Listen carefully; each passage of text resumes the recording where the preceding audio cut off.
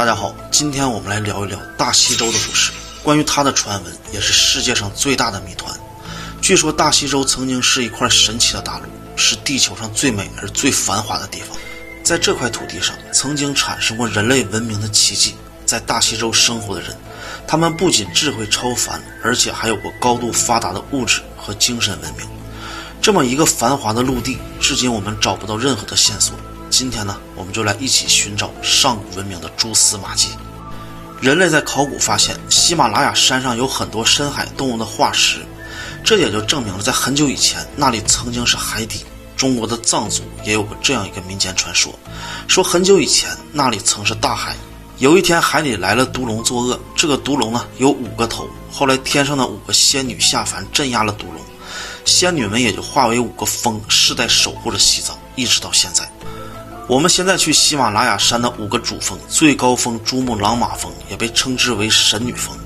这个传说说明了什么呢？说明喜马拉雅山是有了人类、有了文明、有了藏民以后才形成的，而且形成的速度飞快，尤其是那5个最高的山峰几乎是瞬间而形成的。但是喜马拉雅山的形成和板块的漂移有关系，印度板块漂移嵌入了亚欧板块，再通过板块的挤压才形成了现在的喜马拉雅山。所以地球最近的一次漂移不是几亿年前，也不是几千万年前的事情。如果我们按照地球的年龄来算，它是发生在最近的。而在这之前，地球上应该都是水，很少有陆地。如果我们再往前推地球是什么样的，那就不好说了，因为我们只把时间锁定了最近发生的事情。好，时间我们再回到战国时期。我们华夏在战国时期同时的西方有一位了不起的人物，柏拉图。他也是第一个公众提出存在大西洲的人。柏拉图是听一位叫做梭伦的雅典人说的。这个梭伦当时是著名的政治改革家和诗人，他曾用了自己10年的时间游历了埃及、塞浦路斯等地。等他回国之后，他想要把所有在埃及听到关于大西洲的传闻编写成叙事的史诗之后传给后人，可惜他还未来得及编写就去世了。后来到了柏拉图的时代，大西洲的传闻已经成了如数皆知的故事。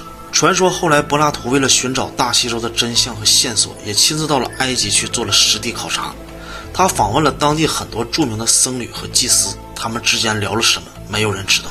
但是在公元前350年，他写下了2篇对话录，是克里斯提和泰米俄斯。在这2篇对话录中，他提到在9000年前的大西洋确实有座孤岛，名字叫做亚特兰蒂斯，面积比利比亚还要大很多。当时的那里土壤肥沃，物产丰富，人们制铁、耕作和建筑，并且对外贸易也非常的发达。为了取得更多的财富，他们还向外扩张。他们凭着自身强大的船队和科技，征服了当时埃及在内的地中海沿岸很大一片的国家领土。而最终不幸的是，一场毁灭性的地震和随后的海啸，使得整个岛屿，包括都市、寺院、道路、运河和大西洲全体的居民，在顷刻之间沉没了海底，消失在波浪之中。柏拉图在西方的地位就像我们今天的孔子一样，要是没有线索，他是不会乱讲的。